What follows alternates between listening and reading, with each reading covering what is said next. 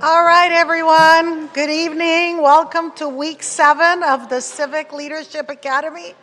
I hope you all had a great weekend, and I hope you came and celebrated during Halloween. How about that party? Go Halloween. Well, you are in for a treat. This is, to me, like the fun patrol. You are in for a great evening with the Event Services Division and Recreation Services. So sit tight and enjoy the ride with our fun people here. And now I'll turn it over to Event Services. Well, Yvonne. One reminder, please make sure that when you ask questions that you speak into the microphone so that your audio is captured effectively. All right. Good evening, everyone, and welcome to the Community Services Department session for the Civic Leadership Academy. I am Yvonne Corker, the Director of Community Services, and I've worked for the city for almost 23 years. Yay! Our department has 2 divisions, the Event Services Division and the Recreation Services Division, and we oversee some of the city's largest events. For example, WeHo Pride and Halloween, which we just had. We also provide programming for the city's 2 parks, Plummer Park and West Hollywood Park, home to the Aquatics and Recreation Center and our world-class aquatics programming. So there's our department organizational chart. Our budget is around $14 million, and we are a pretty large department. We have about 45 staff members that are regular full-time or part-time employees. However, we also hire temporary recreation staff and temporary aquatic staff, including lifeguards, throughout the year to run programs, summer camps, winter camp, and events. So right now we have about 200 staff members in the department, but during the summer we may have upwards of 275 staff members. So here is how tonight is going to go. Our 2 divisions will present information on the work they do, and you will be able to ask questions after each presentation. We will also have a break in between, and then we'll play a fun game, and then take a quick truncated tour of our beautiful facility. So I just want to say that I'm fortunate to have the most dedicated staff. They love their job, they enjoy working for the city, and we do things a little differently in recreation and events, so be ready to participate and have fun. Thank you, everyone, and now we will begin our presentation with the Event Services Division. Thank you.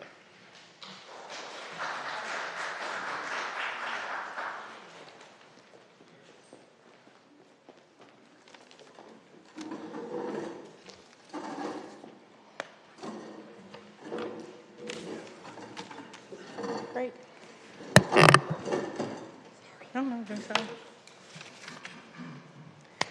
Everybody's settled. Welcome, welcome. Thank you for being here, and thank you for participating in the city's Civic Leadership Academy, the Academy. My name is Cleo Smith, and I'm the Event Services Manager for the city. I have been here 19 years, and please forgive my voice. Thank you, Jackie Rocco, for the comment. Holler if you can't hear us. The Event Services Division produces or supports the major events that take place in the city. I hope you have all had an opportunity to attend some of the events and had some fun at them. We have quite a few, as you are well aware. As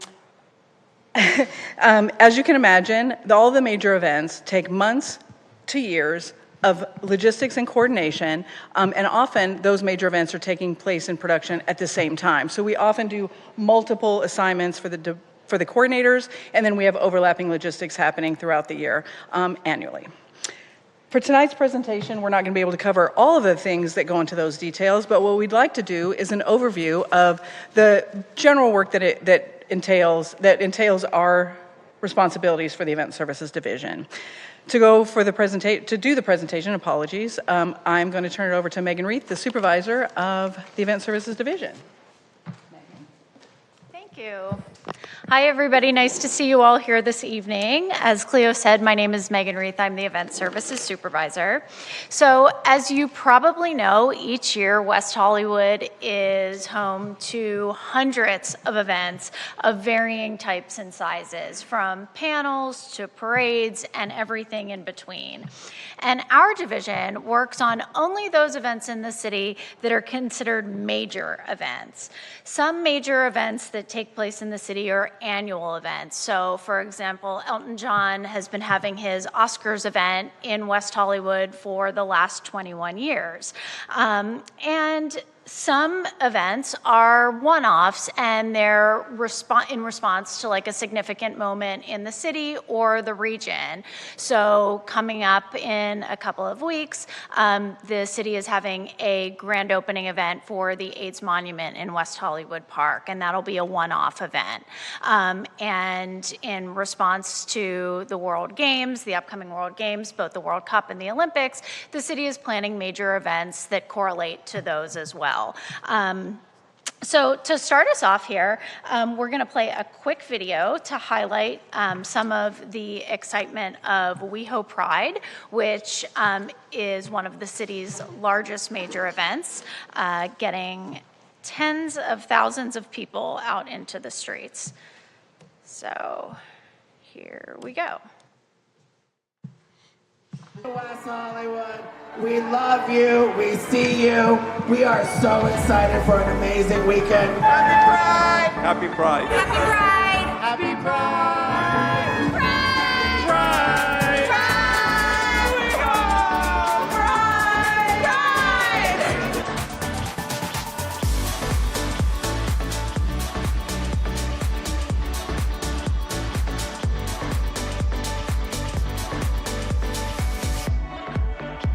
We are out tonight to celebrate Pride. Pride means love. Pride means acceptance, Being authentic to yourself. Living in your truth. being accepted, and being celebrated. And it's loving yourself, and it means resilience. Pride means fearlessness. Your joy is the best act of defiance that you can have, so celebrate loud and proud this weekend.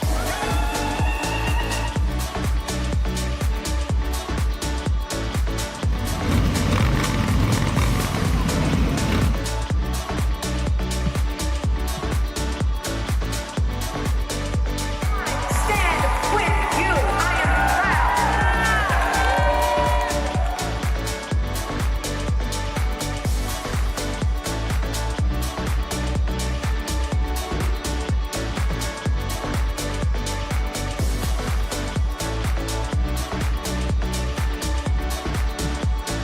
Love is the mission.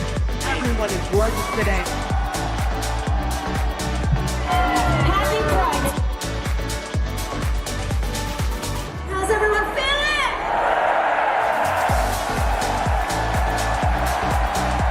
Thank you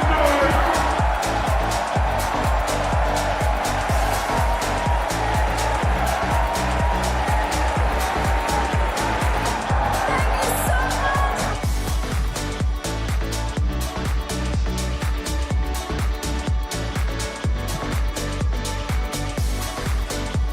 We love Rio! I love West Hollywood! West Hollywood. We love West Hollywood. We love West Hollywood.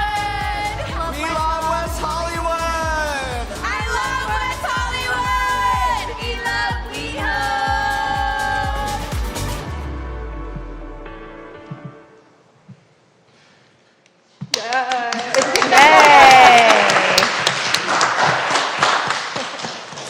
Okay, yay. Yay for WeHo Pride. So the city's municipal code, now I'm going to get into the really technical stuff, which will only take a second. The city's municipal code defines a major event.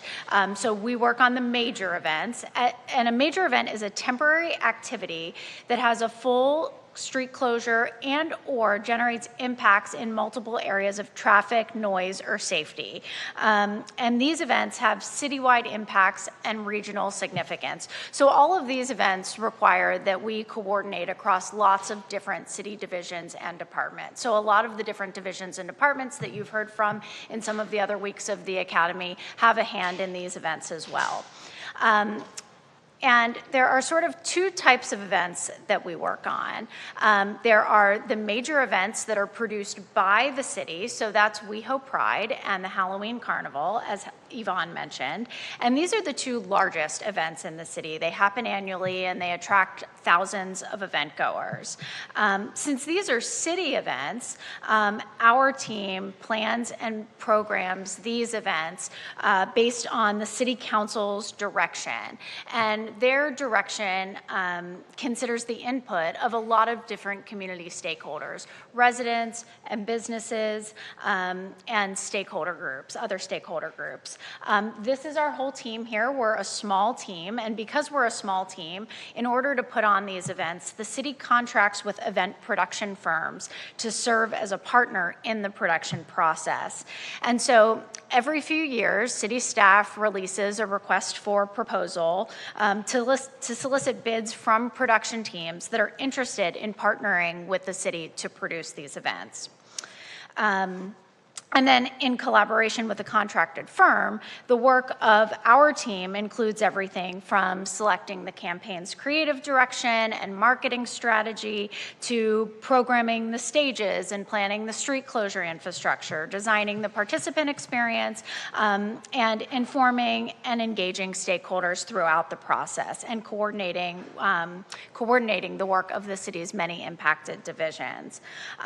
Some examples of the work that our team does to prepare to host these huge events include things like working with Metro on rerouting buses.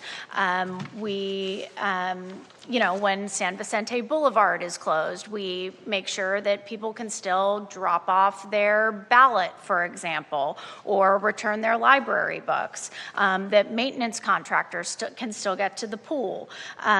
We also work with city businesses, like making sure that folks can still get to Trader Joe's when Santa Monica Boulevard is closed, and things like that. As I mentioned, both WeHo Pride and Halloween attract tens of thousands of event goers to West Hollywood and have big and small details associated with them. Planning for both of those events begins more than a year in advance. So those are city-produced events, WeHo Pride and Halloween Carnival, and those other kind of one-off events that I mentioned earlier. We also support other major events in the city, so the other major events that take place in the city are produced by external organizations, and they're either co-sponsored or supported by the city in some capacity. Examples of those events include the LA Marathon, the Elton John AIDS Foundation's Oscar Party, Ciclavia, AIDS Walk Los Angeles, and those are just some examples of other major events that take place in the city but are not put on by the city necessarily. And because these events take place on city property, and because of the significant impacts of the event, permission to host these events in West Hollywood is granted by the city council, who considers the public benefit of these types of events. So, for example, the Elton John AIDS Foundation has raised over $80 million for AIDS research through its annual Oscar Party held in West Hollywood since its time in West Hollywood Park. Ciclavia provides community members with an opportunity to enjoy open streets, explore transit alternatives, and partake in a free day of family fun. APLA, who puts on the annual AIDS Walk, they raise funds during that walk to fund direct services for their clients, and the LA Marathon gives runners an opportunity to raise money for a charity of their choosing. So these events that are supported by the city and co-sponsored by the city, many, if not all of them, have a significant public benefit. These events we work on for about 6 months to a year in advance of the actual event. So that's sort of a brief overview of the work that we do. This is our team, and I want to give the coordinators an opportunity to introduce themselves, share the work that the events that they work on, and then all of us are available to answer any questions that you may have about any of these events. Thank you, Meg. Hi, I'm Beth Smith. I am an event services coordinator. I've been with the city for 31 years, and thank you. I appreciate that, thank you. My project right now, currently, I just finished up AIDS Walk, and I'm starting to work on Elton John AIDS Foundation's Oscar viewing party. Hello, my name is Jesus Heredia. I'm a coordinator for event services. I've been with the city for 8 years, and I work on the Halloween Carnival, which just happened this last weekend, and also coming up is, thank you. Also coming up is LA Marathon. And I'm Carrie McCormick, Event Services Coordinator. I've been at the city for almost 6 years now, and I'm the lead coordinator on WeHo Pride. And right now I'm also working on the special event that's coming up next weekend, the AIDS Monument grand opening. So hope to see you at any of the city's events.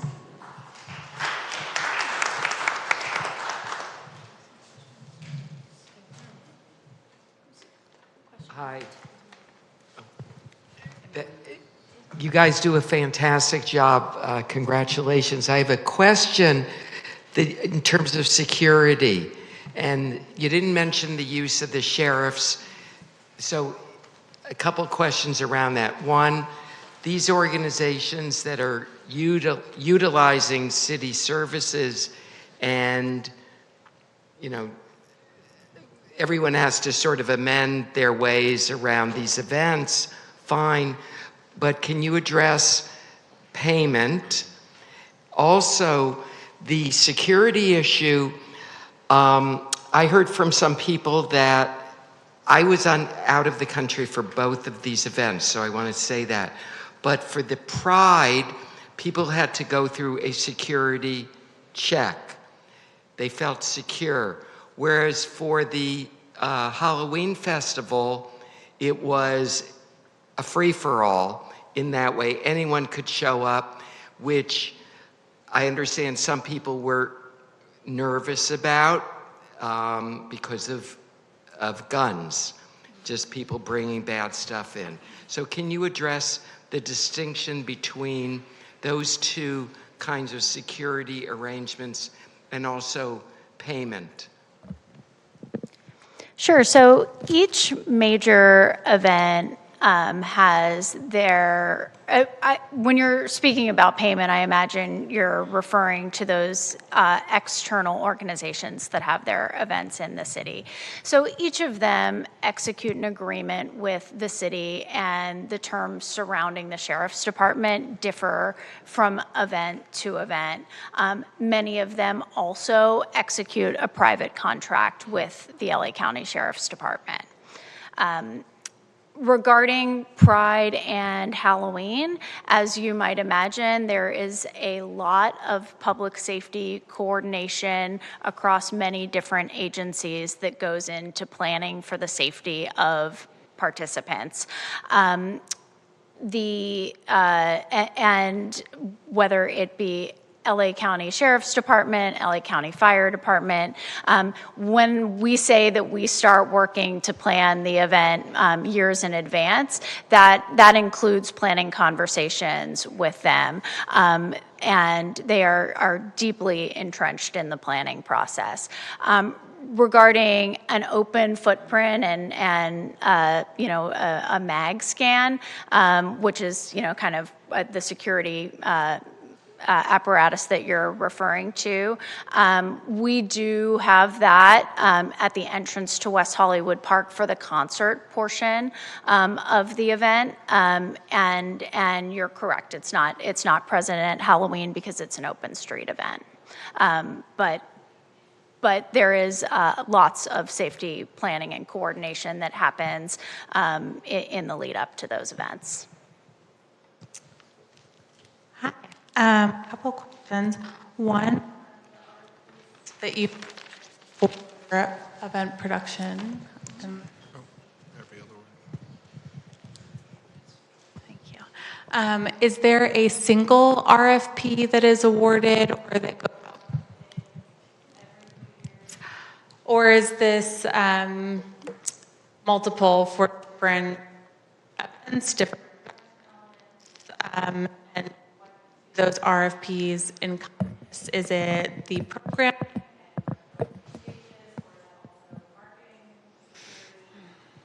What does that entail? Great question. I'm going to repeat it into the mic because I think your mic was cutting out. The question was, is there a single RFP or do we hire a single vendor for production services, and what does the scope of work entail? The question related to, is it a single vendor or multiple vendors?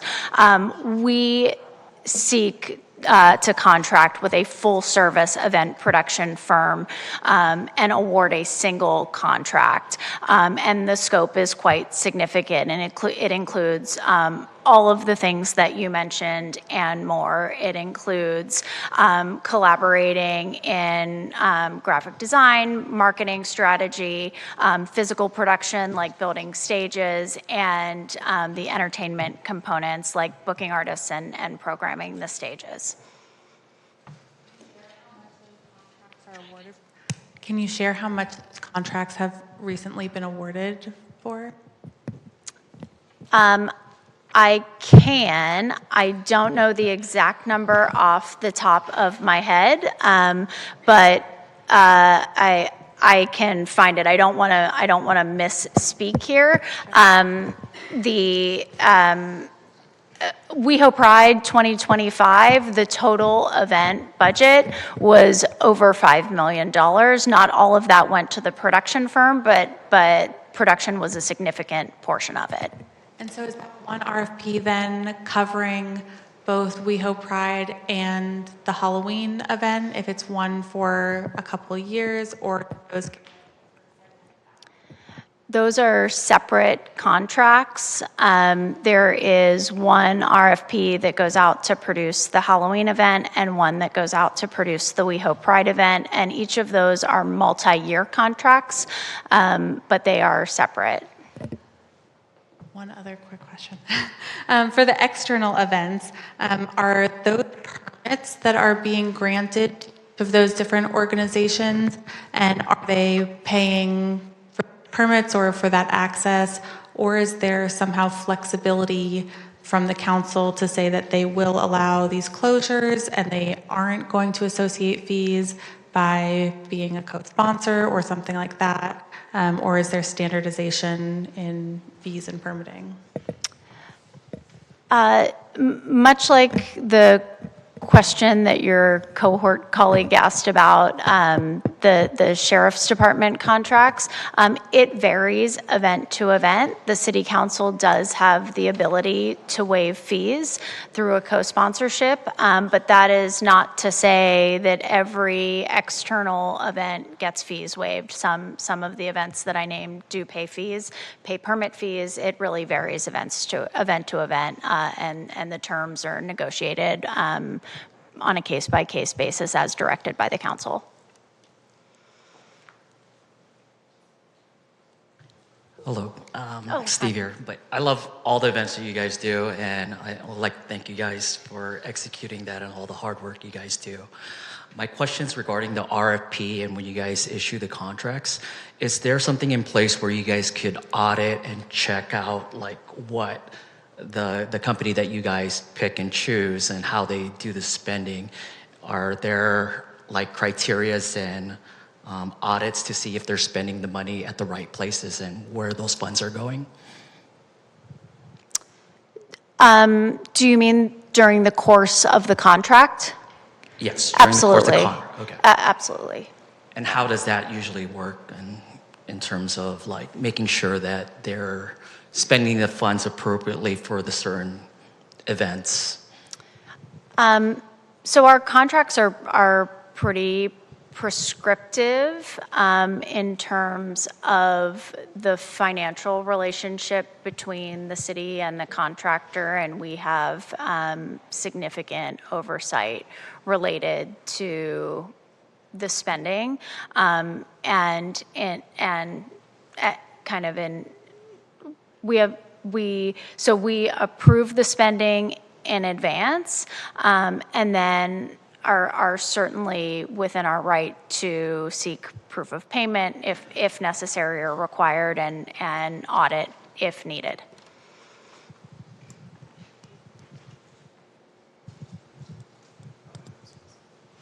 Oh, Okay, it's me. I actually had a question for, I believe, Cleo, since you're the head person in charge. I was actually curious, like, since all the events that your team puts on are so widely successful that I've benefited from them numerous times, what is one piece of, I guess, management that you would say is part of the success and the magic of your team? Because I'm just really impressed by how the whole events come together and everyone doing so well. That's so nice. Thank you. Is this mic on? Okay, great. You know what? I think that it's the collaboration. Each of us have varying backgrounds before we came to the city. Beth being our 31-year city employee, many of us came from other backgrounds, whether it was another city or it was production elements or logistics for major events. And I think the collaboration and logistics that we work on as a team when we meet weekly, kind of checking the path of all the timelines, that is really, it's really important and significant that we can communicate on the same level related to the timelines and then learn the city way. You know, when I came in 19 years ago, I had not worked for a municipality before, so understanding the inside structure, independent events are very different, that you kind of just do what you need to do. Here, there's all the mechanisms in place for process that we had to get around and then train other people to do. I think it's the speaking the same language, and then we also have a lot of fun. We work really hard. We work those, long hours on the events and all the production leading up. But I think it's the teamwork and supervision of each of the events individually and each coordinator individually. I think that is a really big piece where we are a great cohesive team, but at the same time, each of us have a little bit of a different working style outside of just our regular timelines and production lists. I think it really is just the conversation and our teamwork together. It's been a long time. I think Carrie being our youngest, that of those 6 years, that when you're together all of the time, many of you that have done production and many of you have, I've seen you and worked with you in other ways outside of this forum, that when you work that number of hours on the same kind of details over and over again, they're similar, but they're varying elements. The barricades might be different, the closures are different, the stage run of show is different, the producer might be different, but they're so similar that it's kind of the same language over and over again. And I think that wash, rinse, and repeat with some fine tuning is it just really helps us move along. And I feel like luckily we have a really strong small team for these major events. Thank you for the question. Cleo, Hi. I'm trying to get a handle on the amount. I know there's a phenomenal plus side. One, the city becomes famous, okay, and that brings people in and tax money and all of that. But in terms of the expenses, I'm trying to get a handle on what does it cost if you take an example, okay, Elton John. Are you saying all the police that show up, for the sheriff, not the private police, the sheriff is at the expense of the sponsor, or are we donating sheriff service? Yeah. Regarding specifically for the Elton John AIDS Foundation, that event, they pay the sheriffs directly. They contract directly with the LASD and LAFD for the services. The city is a separate special event permit, and our agreement with them might be a reduced fee for a permit or a reduced fee for the use of the park space. They do pay fees to the city for their event, and we can... Give me a sense, because it's shut down, let's say the park. Okay, I don't care, it's Elton John, it could be the LA Dodgers. They shut down the park. Basically, when that kind of event happens, generally shut down for about 3-4 days. That basically means the ladies and guys are building their sets and stuff. Yes. So what amount of money does an organization, could be the Dodgers, I don't care who it is, does it cost once the city says, yeah, we want to let that event occur? Cost the producer who's producing the event, who's paying the city, or it costs the city? I just want to make sure I understand the question. What does the producer pay the city approximately for that kind of event? Okay, annually it changes just a little bit. I'd have to look at the last invoice for Elton John AIDS Foundation. but I'm going to give you a $50-ish thousand, but we can probably look up the invoice, and certainly can after this if you'd like. But it is around $50,000, and it does include fee to use the park, to close the park. It also, there are some fee waivers involved, but they pay for their building permits. They pay for LASD directly, LAFD, and any other services that they need. It's a street closure fee. We charge people to close the streets, and then we are on site supporting the event. But that's, yeah. So I'm hoping that's helpful, but I don't have an invoice in front of me, but they do pay a significant number to the city. Hi. I'll reiterate, you all do an amazing job with all these events. So yeah, thanks for that. And apologies if I missed this information. But obviously, events like AIDS Walk are very much contained within the city of West Hollywood. It's very, doesn't extend outside of there. But for something like LA Marathon, which obviously takes place across multiple cities within LA, how much are you working with those other cities, or is it totally self-contained and you just kind of hope it all comes together on, everybody's end? So we collaborate significantly. The producer of the LA Marathon facilitates that collaboration. So they may organize a meeting with the Department of Transportation or facilities team across all of the impacted areas. Law enforcement agencies across all of the different areas, they do their own collaborative planning.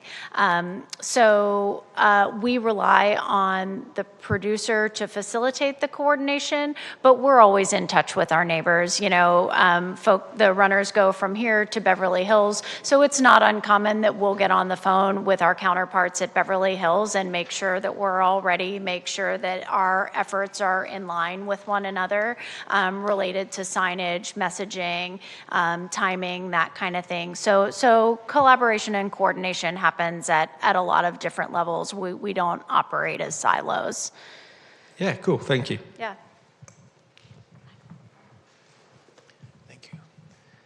Hey there. The first question that I have is, what success metrics do you use to discern whether an event met your expectations on behalf of the team and the city? And the second question is, considering that we have FIFA and the Olympics coming up, are you guys already planning some of those events? And if so, can you share any details? Sure. So when it comes to kind of understanding if an event met its goals, I think it's fairly simple. We kind of look at what the intent of the program was when it came before the city. Did they have messaging goals, attendance goals, and did they meet them? And in order to make that decision, staff has an assessment from our perspective. We listen to the community and get input from community stakeholders, and we hear from the event organizers, and then we hear from the city council, and it's sort of a collaborative evaluation.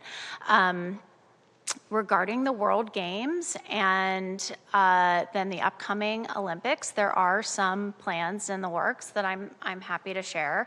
The city just, when it comes to FIFA in June and July of next year, the city just closed an RFP to put on some fan zones in both West Hollywood and Plummer Park during key times during the games. So that is very much in the works, but that's all the detail I have on that at the moment. But stay tuned. You'll be hearing a lot about that in the coming weeks and months. And then related to the Olympics, I'm sure there will be much more happening citywide that you'll hear about, but from strictly an event standpoint, the city council committed West Hollywood Hollywood Park and $1 million to Out Athlete Fund, who will be staging an event called Pride House in West Hollywood Park during LA 28. And Pride House will be an interactive, open to the public celebration of LGBTQ plus athletes in sport. And again, it's still in development, but that's what we can share now, and we're really excited to watch both of those events develop.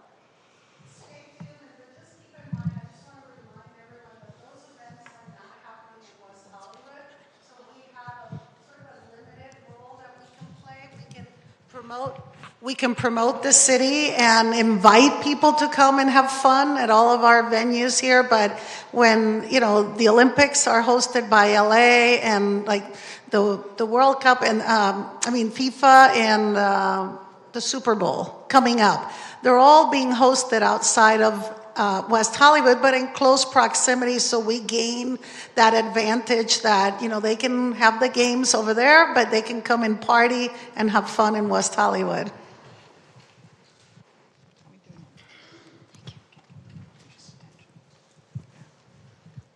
Hi. Are you guys good for questions?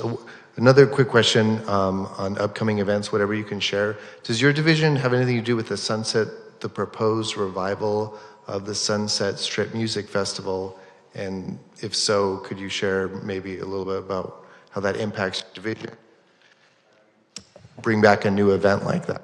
That is hot off the press. So I say that only to say that we don't have a lot that we can share about that at the moment. As you may know, it was just sort of approved by the City Council on Monday night to begin officially exploring it. And so I do imagine that will come out of our division, or that we'll at least have a hand in it. But at this juncture, no information on that at the moment, unfortunately. How are we doing on time?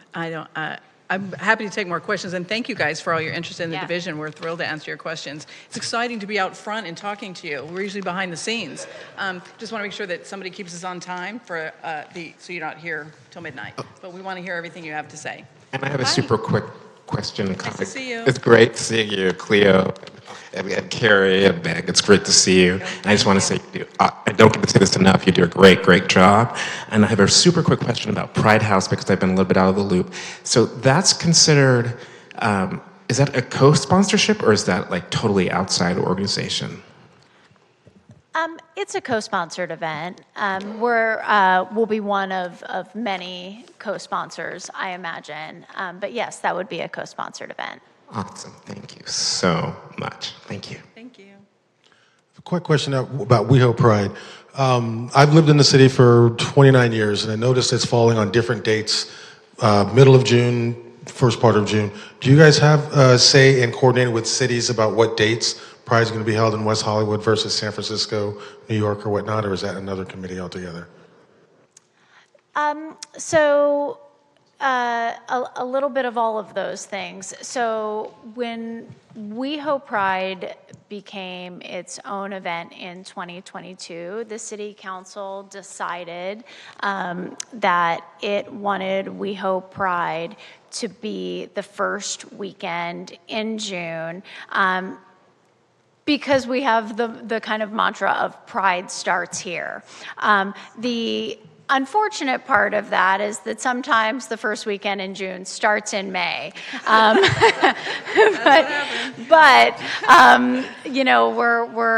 we've the next couple of years, we're going to be, I think this year we're June 5, 6, and 7. Yeah. We do that kind of first weekend in June decision was made with exactly what you said in mind. We looked at when New York Pride is, when San Francisco Pride is, and because there is still an LA Pride event, we didn't want to conflict with that event either, because we sort of feel like the more prides, the better.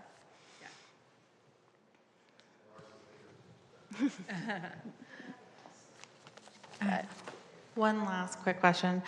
In terms of budget and revenue, do you make revenue through your events? Obviously, there are some revenue generating mechanisms with these permits, but it seems like for the most part, the events that your team and your division oversee are mostly these co-sponsored events, whereas the RFPs being awarded are for several $million.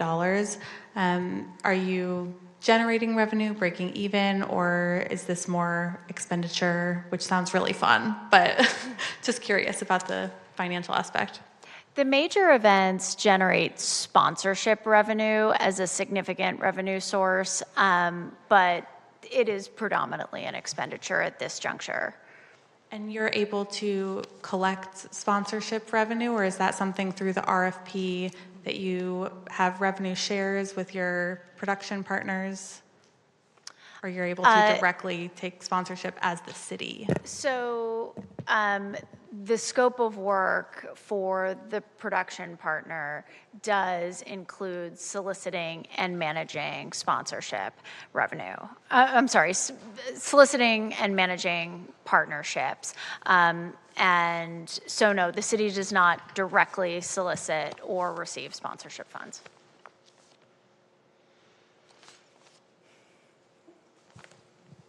Great.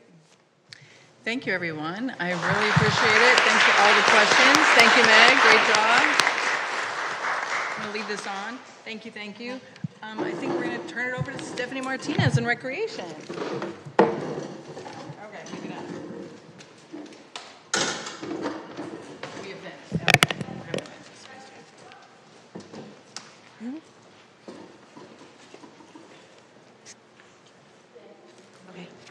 So we're going to go ahead and take about a 15-minute break. It's 6:44. Let's meet back here at 7. Thank you.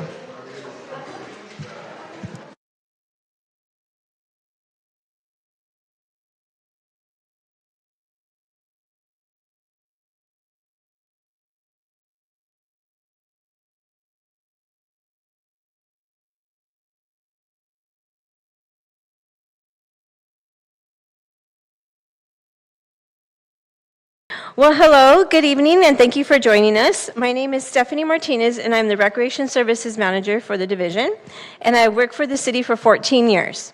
I am pleased to introduce the Recreation Services Division for the City of West Hollywood. Joining me today is Clavon Jubry, Senior Recreation Supervisor, Cortez Jordan, Aquatic Supervisor, Kim Hubbard, Aquatics Coordinator, Michael Gasca, Recreation Supervisor, Andrea Yanez, Recreation Supervisor, Susie Salazar, Recreation Coordinator, Dana Al-Haddad, Recreation Coordinator, Destiny Hernandez, Recreation Coordinator, and Eduardo Herrera, Recreation Coordinator. Our division is made up of nearly 200 staff members throughout the year, growing to around 300 during the summer months. This includes 36 represented staff and the remaining temp staff who work with us throughout the year to support our wide range of programs, services, and events and facility coverage. We have our leadership team here today in attendance to share an overview of the division and the amazing services we provide to the community. At this time, I'd like to hand it over to Dana, who will begin today's presentation.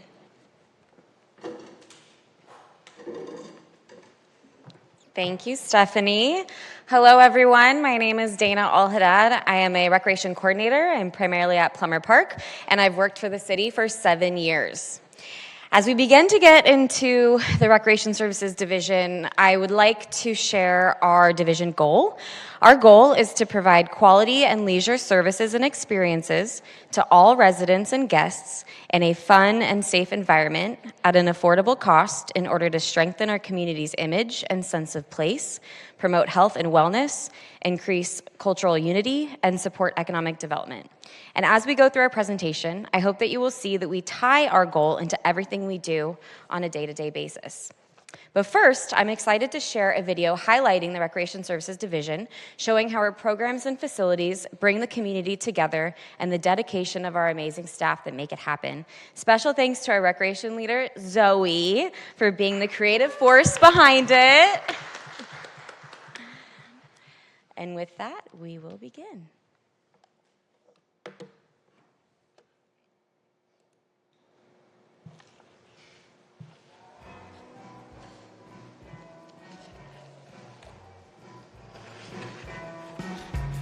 Are you you a resident of West Hollywood by chance? Yes. Yeah, we live close to West Hollywood Park.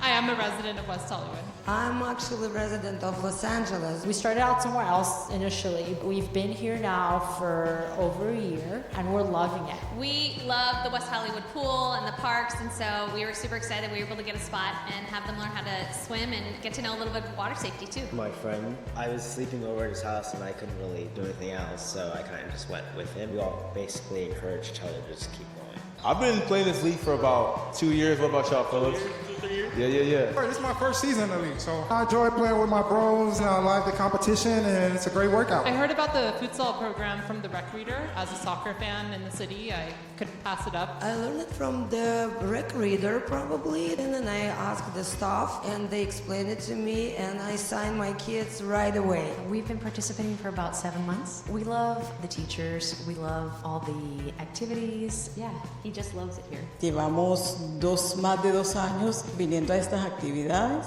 y en verdad que agradezco el esfuerzo que hacen las personas que aquí trabajan. My older one, who's 10 now, started playing the very first season here. This is our second year in the program. We couldn't wait to come back because we had such an amazing experience last summer. How many seasons have you been? 2 or 3? It's been 3, right? We like that it's competitive and it's fun and guys get to get out here and get a good sweat, and we like the camaraderie of the team.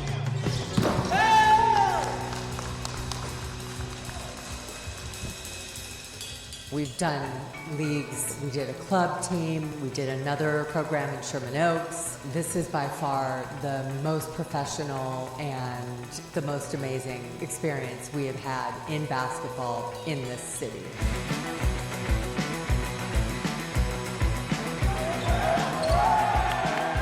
I think one thing I also want to shout out is the staff. The staff does a really great job. You know what I'm saying? Shout out to Jaden, you know, everybody out there, Brian, all that. You know what I'm saying? The staff, right? While water and the pool is great, the facilities are great, it's about the people. Staff's super cool, also super supportive. They love the kids. You can tell they love the kids. Tienen de mucha paciencia, amor, disciplina. They come to practice with a plan. They don't just wing it. They care about the kids. They care about their improvement. Each kid is different and learns differently, and the teachers are great at catering to that. Crecer los niños, son más empáticos, crean lazos de amistad, comparten, se ayudan, se quieren y su amistad traspasa las paredes de este salón. It has helped her learn how to navigate different friends that she doesn't see all the time. He's definitely gotten more comfortable with the game. The little one, of course, is watching a big one. He already started off a little more comfortable than the big one. They've definitely progressed where they started out in preschool swim, and it's been great to transition to private classes where they have a coach that really is catering to each of their needs. I saw my son this year, the trajectory and the improvement that he showed this summer as a result of the coaching was incredible. My kids are progressing. I've had not seen any regression in my kids. One time I was on a field trip, one of my friends, they had given us life jackets. It was very tight on him and it was like very hard for him to move around. I had to step in and try and help him because he wasn't breathing, he was panicking and I had to kind of help him do that.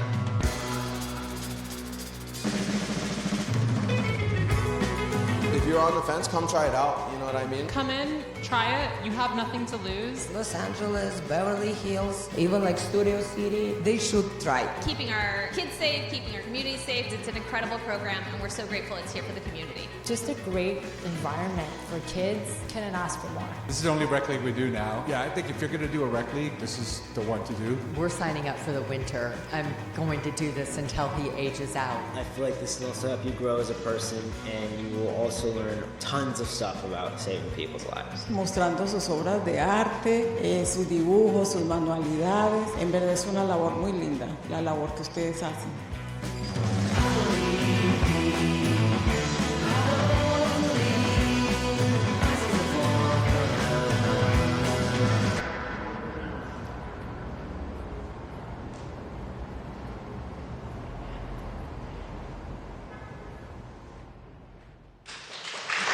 Wow. Shout out to Zoe. We hope you enjoyed watching this video and seeing what we see and experience on a daily basis. So moving forward, I want to briefly share an overview of our beautiful parks and facilities. Some of them you see here. We have Plummer Park, Kings Road Park, and West Hollywood Park, and these are the heart of our community spaces, offering playgrounds, courts, a gymnasium, an aquatic center, and reservable rooms. Public facilities are available to rent, from small rooms and large halls to picnic areas and more. Whether you're planning a party, a meeting, or an outdoor gathering, these spaces offer something for everyone. Rental fees vary based on residency and nonprofit status. Our parks and facilities are more than just spaces. They are community hubs that bring people together for recreation, city events, and celebrations. Each year, we process over 1,100 reservation permits, but many of them cover multiple events, which shows just how vital these spaces are to our community life. We strive to balance accessible reservations with open public areas so everyone feels like they have a place to belong. Moving into our adult programming that we offer both seasonal sessions and drop-in classes, serving about 500 adults annually through programs like sports leagues, art classes, and the community garden. Our partnership with Tenacity continues to enhance tennis and pickleball offerings, including inclusive events such as the Wheelchair Tennis Clinic. The Helen Albert Certified Farmers Market is another cornerstone, open Mondays from 9 a.m. to 2 p.m. at Plummer Park, featuring 17 local farmers, 14 food vendors, and an average of 360 shoppers weekly, all while supporting low-income households through CalFresh. We proudly partner with Jewish Family Services, or JFS, to serve the older adult population through hundreds of wellness and fitness classes that promote healthy and active living. Our mission is to offer diverse and flexible programs that adapt to the community needs, foster connection, and enrich the lives of everyone in West Hollywood. Now I'll hand it over to Susie Salazar, Recreation Coordinator.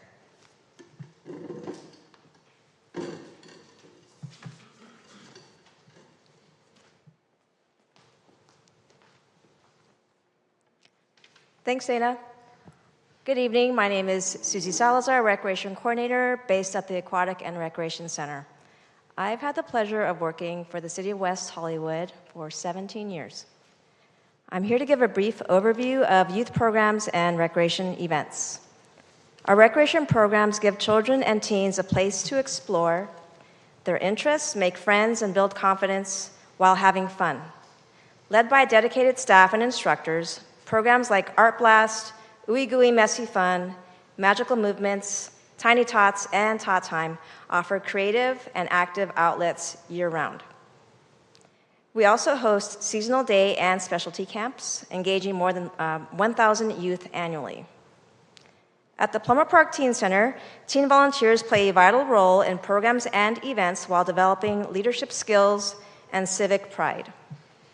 This year, they're on track to reach their goal of 500 volunteer hours by May of next year, 2026.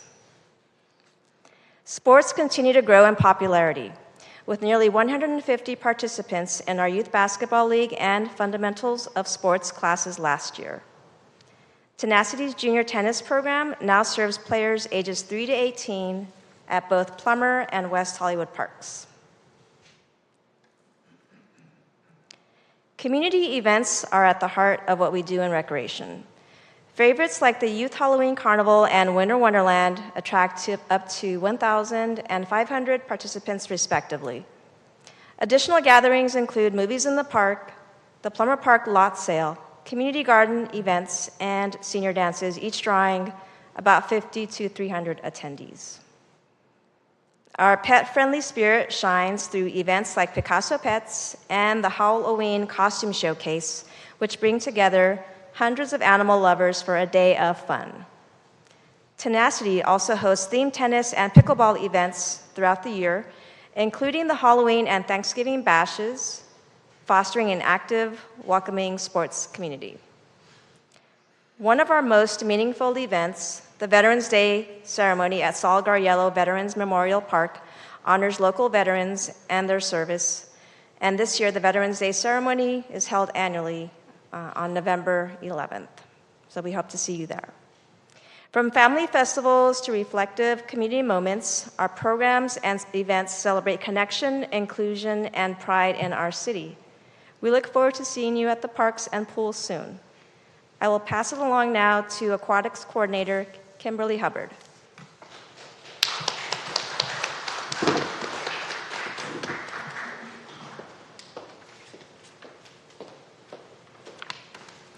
Thank you, Susie. Good evening. My name is Kim Hubbard, and I am the Aquatics Coordinator at the Aquatic Center. I've been with the City of West Hollywood for 3 years. And today I will be talking about our programs and events. The Aquatic Center offers a variety of programs and events, but I would like to highlight 2 programs and 1 event for you tonight. Lap Swim, Junior Lifeguards, and the Floating Pumpkin Patch. First, I would like to talk about our Lap Swim program. Our Lap Swim program is our largest program. We offer this program every hour, on the hour, every day, with the exception of staff training time. Next, I would like to talk about our Junior Lifeguard program. This program has expanded due to popular demand. Our Junior Lifeguard program is for children ages 9 to 17. In this program, participants learn life-saving skills such as CPR, first aid, and water rescue techniques. For students who are interested in becoming an aquatic professional or a lifeguard, this program often serves as a catalyst for future employment at the Aquatic Center. In the past, our Junior Lifeguard program was only offered during the summer months. But we are happy to announce that moving forward, we will be offering winter Junior Lifeguard programs, and we expect to expand that to other seasons as well. Lastly, I would like to highlight our Floating Pumpkin Patch event, where the pool is transformed into a pumpkin patch. Just this past October 26th, families enjoyed a Halloween-themed rec swim. We had 191 participants come out, and there were various pumpkins of all sizes that people were able to pick right out of the pool and take home. We look forward to next year's Floating Pumpkin Patch, and now I will hand it back to Dana Al-Haddad to conclude.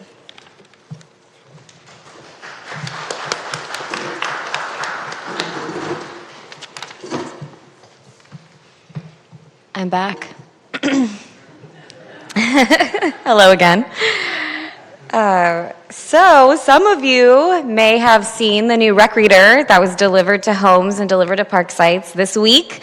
We did bring some down, so hopefully you could grab one in the lobby. But this is our recreation brochure. It comes out seasonally, so if you're interested in any of the information regarding our classes, facilities, or events, keep an eye out for the quarterly rec reader. The rec reader is mailed to all 35,000 West Hollywood residents and is also available online at weho.org/recreation. As I mentioned, the rec reader was just delivered to homes, and on the cover we have our upcoming WeHo Winter Ice Rink that we hope to see you all there. Finally, the department would like to share a few events coming up for each division. So for recreation, as Susie mentioned, we have the Veterans Day ceremony coming up on November 11th. We have the Plumber parking lot sale November 15th. The WeHo Winter Ice Rink will be at West Hollywood Park December 1st through 21st, and times will vary. You could purchase tickets online. Winter Wonderland is December 13th, and we have an excursion to Solvang on December 10th. And for event services, we have the AIDS Monument grand opening on November 16th, the LA Marathon happening March 15th, this is in 2026, obviously, WeHo Pride June 5th through 7th, and then the Halloween Carnival on October 31st. And with that, I'm looking forward to seeing all the fun questions that you all have. Thank you so much. Hi, thank you. Question on some of the recreation events.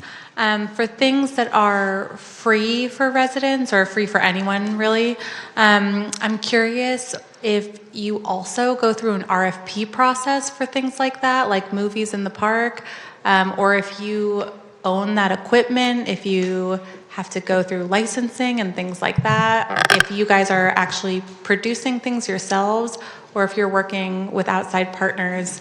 But also similarly for something like the ice rink, if that's the process as well, since there are tickets associated with that and purchasing tickets coming from a government agency that, again, is cool but foreign to me. So I'm very curious how you guys do that. Yeah, absolutely. I'll answer the first part and then hand it off to Clayvon for the ice rink and then to Mike for tenacity. The Youth Halloween Carnival, Movies in the Park, all of the events in the Rec Reader, those are all staff-led. So with our division, as I mentioned, we have 36 represented staff, but also temporary staff throughout the year. All of those events and programs and services that are staff-led are run through our division. So they're city staff and they're run through there. The other two that you mentioned, I'll hand it over to Clayvon and Mike to briefly describe, but those are through an RFP for the ice rink. So you own like the movie screen and all of that equipment and things like that? Yes, we own that equipment, yes. Okay. Yeah, we try and own as much as we can. It's just the storage for that, but mainly for like Youth Halloween Carnival, we don't own all of that equipment. We rent it out. Tables, chairs, some canopies, and all of the games that we do. So just depending upon the event, we do have some equipment stored, and then most of the bigger equipment we rent. And for ice rink and tennis, I'll hand it over. Okay.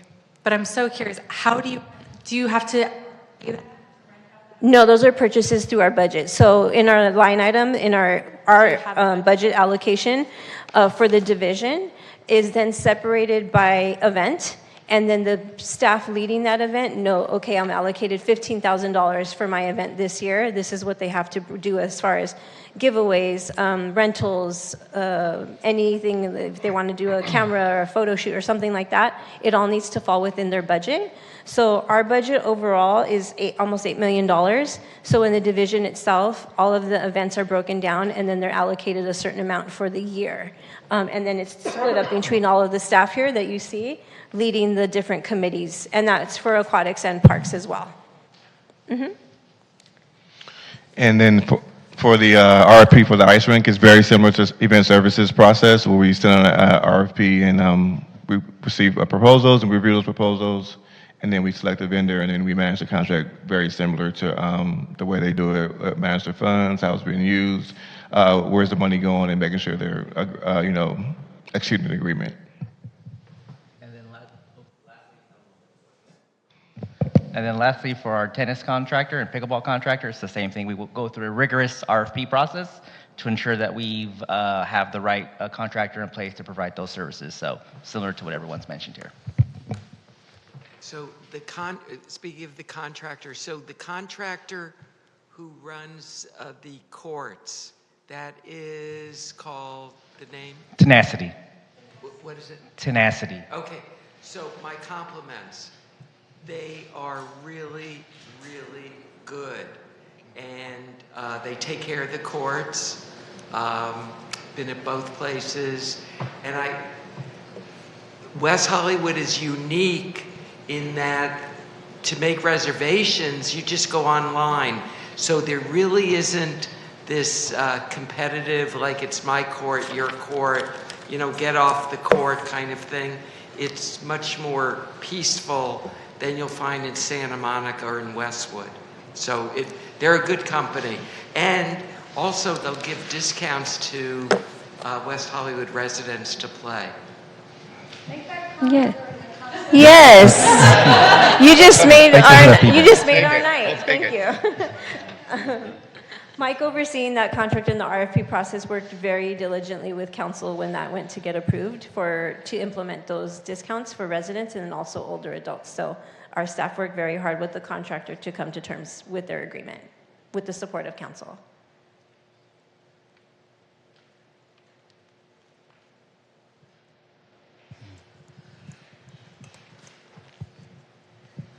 This is just more of a comment, but as on behalf of the parents of the city, the youth services are just outstanding.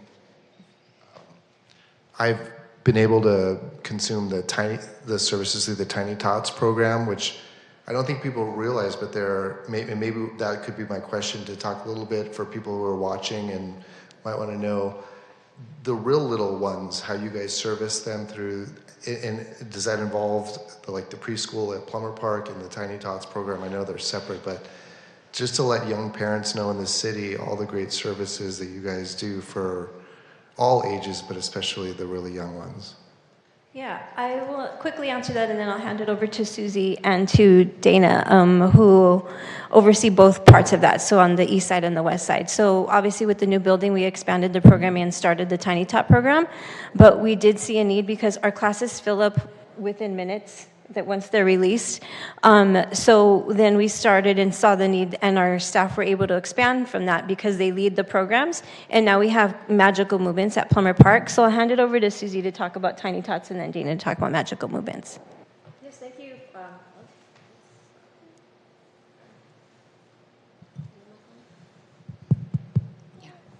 Test. Okay, I promise I won't be singing Baby Shark. But thank you for the compliment and for recognizing the efforts of our staff and our pre-K programs. So we have a highly popular core program, like you mentioned, Tiny Tots and Tot Time, and we do have, a highly sought after, registration process. Residents and non-residents, we always give residents priority 2 days beforehand.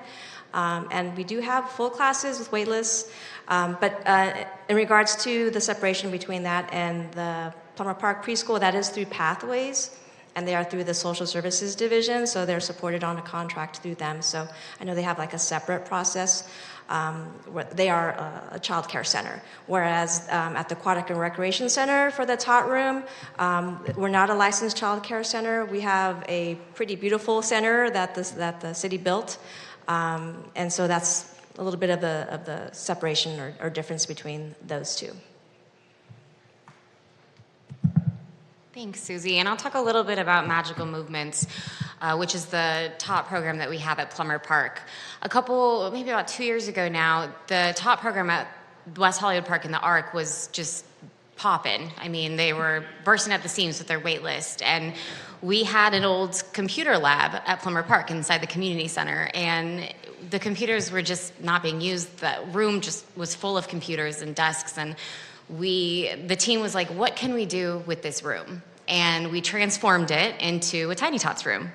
It has carpet, it's perfect for the little ones, and our lead staff of that program, her name is Skylar, she's a recreation leader. She really developed an incredible program. It's on Thursdays, there's a morning session and an afternoon session. We just had our Halloween Tiny Tots party, where the little tots were going to each of our offices and trick-or-treating. So it just was such a fascinating, new and exciting thing that we have over on the east side. And because of its popularity, we plan to expand top programming on that side as well. So again, thank you for the compliment. And as a mom of a 4-year-old and a 1-year-old, I can see and I can relate with the parents who are looking for things in the community to socialize their children and have them be included. And so I think that, thank you for the compliment, and we definitely will be expanding in the future for sure. Yeah, thank you. And with that, with all of those programs, as we expand or try new programs, we have staff that are really dedicated in a certain area or have interest, and we love to support that in their area. So when staff approach us, or we're like, they get to propose the events or programs that they're looking to do for the season, we sit down and kind of see where it fits in for the year, if we're able to do it the fall, winter, spring, summer, wherever that may fit. But it's really truly comes from our staff leading those types of programs and developing them, and then with the support of the coordinators and supervisors, implementing and coordinating them to get them in the rec reader and up and running. But I truly support my staff and obviously their efforts to think of that outside of the box programming and what's hot and new and what can we do to do that, but also working with our contractors as well. What can we do with tenacity and support them as well? But it truly does come from the lead staff on the day-to-day.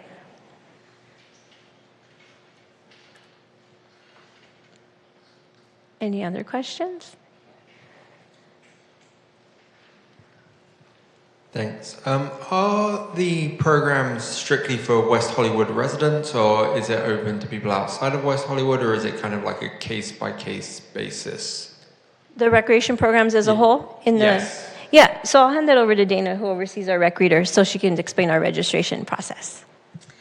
Our programs and events are open to everyone, and we do allow our residents who are registered with our recreation software ActiveNet, they're able to register for programs 2 days earlier than non-residents.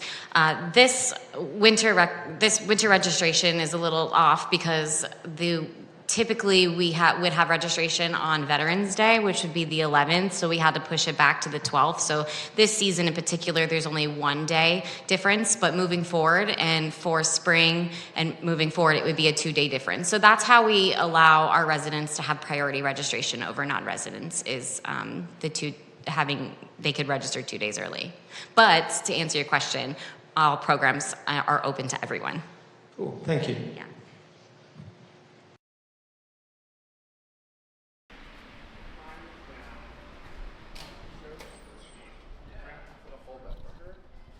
Thank you.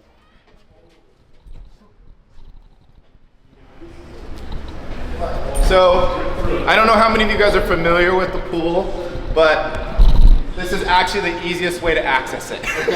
The first floor is exponentially easier. The second easiest way. It goes all the way, right? It goes all the way up, and most of our folks that get here at 6 can only access it from the first floor. Okay. So it's about 8:30 that the second level opens up. And then another little word to the wise. The staircase actually. Oh, here we go. The staircase actually. It doesn't open. They usually do not open up the staircase till about 9 a.m. So we've had a few people that have unfortunately traveled all the way to the top, not realizing that they couldn't get it. They wouldn't be able to get in. They go all the way back down.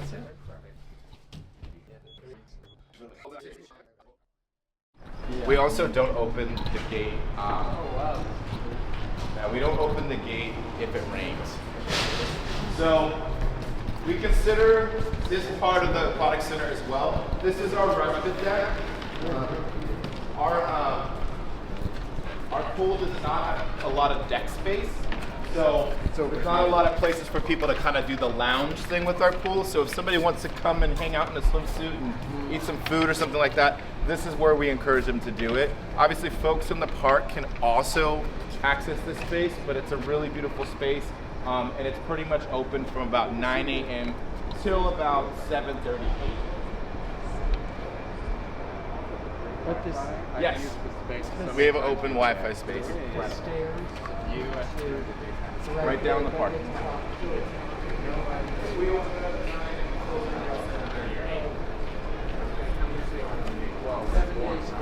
7 days a week.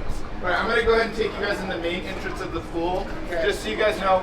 If you were to come to the pool there, if you're attending lap swim during the middle of the day, you would actually enter the pool on that side. And if you're using the other program, so we do utilize both entrances. This is the main entrance. I'm aquatic swimmer.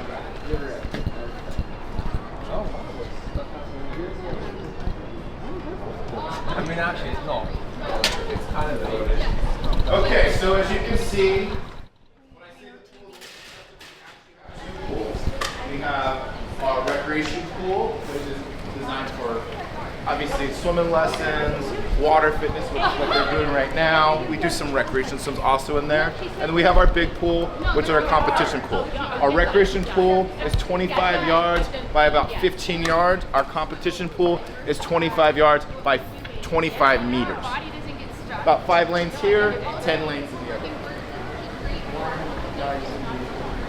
Right now, because this pool is exponentially warmer than that pool. So we heat our temperature at this pool. Our set point is 88 degrees. Right now it's at 88. That's the set point. That doesn't mean it's actually gonna reach it. It depends on the outside weather, right? But that's what our set point for this pool is.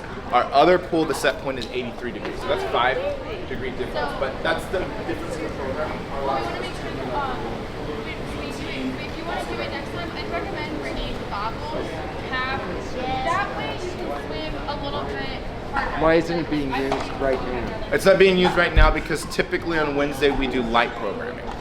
because we'll do this class, but then once this class ends at the end of November, I'll have optional trainings for my staff. What if someone wanted to go swimming in the big pool right now? Not on a Wednesday. You could do that on a You could do that on a Monday, Tuesday, Thursday, Friday. Okay. Yeah, we're actually those days we're open till 9. Okay. Gotcha. So as you guys can see, we got this lovely view. We got this lovely view of downtown Century City, and then I'll give you guys one more view. That's really it's only new. Oh my God, the camera adds 10 pounds. We're already in a bathing suit. I can't wait tonight.